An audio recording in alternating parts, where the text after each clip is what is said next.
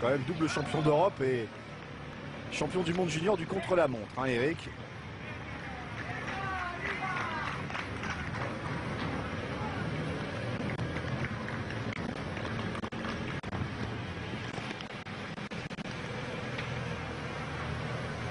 Eh ben, je me suis trompé. Ah, ça arrive souvent. Et ici, il allait nous signer une performance d'éclat, Kwiatkowski, pour prouver qu'il était un des coureurs stars des prochaines saisons. Ah oui, parce que là, il a adopté un rythme vraiment intéressant. Je vous dis, il a un braquet très souple. Les coureurs ont adopté une denture derrière de 25, 27 dents, 39, 25, 39, 27. Dans ce numéro-là, le Polonais. Là, il est sur des pourcentages très importants, hein. 11% de moyenne. La pente va se radoucir légèrement avant de traverser le dernier village, San Cristobal de Valdueza, et d'attaquer à nouveau des pentes terribles, plus de 10%.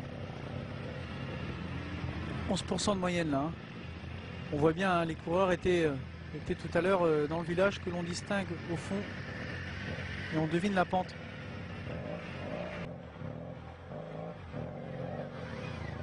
Il semble abdiquer.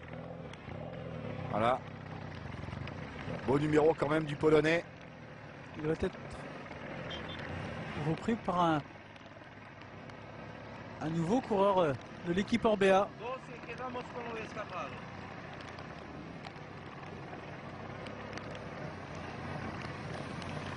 Décidément une équipe très entreprenante, hein, sur ce Tour de Castille et Léon, tous les jours à l'attaque.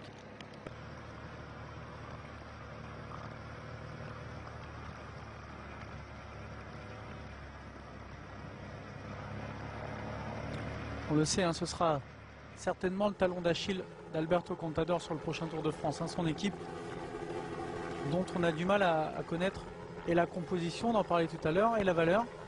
Et l'état d'esprit aussi, hein. L'état d'esprit, oui, tout à fait. Et là, voir qu'un seul coureur à ses côtés, c'est loin d'être rassurant. On sait qu'il y a un peu les deux blocs. L'an passé, il y avait le bloc Armstrong et le bloc Contador. Là, c'est le bloc kazakh contre les Espagnols, un petit peu.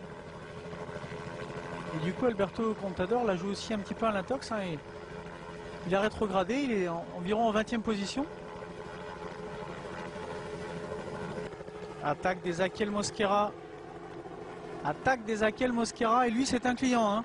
Lui c'est un client. Quelle va être la réaction d'Alberto Contador face à une pareille attaque? Attaque tranchante, hein, vous avez vu, il a reculé, il est retombé en 10, 15e position, il a giclé de l'arrière afin de surprendre ses adversaires. 34 ans, coureur d'expérience effectivement. Daniele Navarro qui s'y colle à nouveau, hein, mais le pauvre il va bientôt arriver au point de rupture. Ezequiel Mosquera qui lâche ses deux compagnons.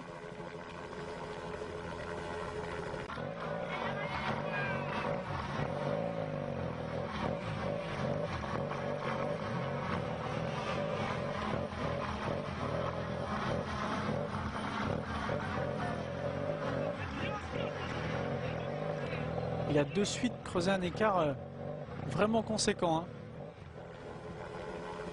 Sur une accélération.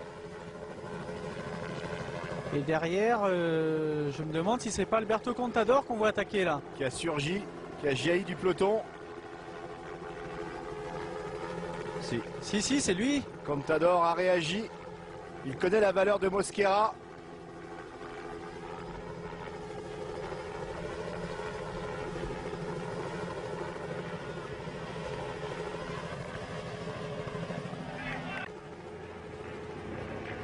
Bonne vue, Eric.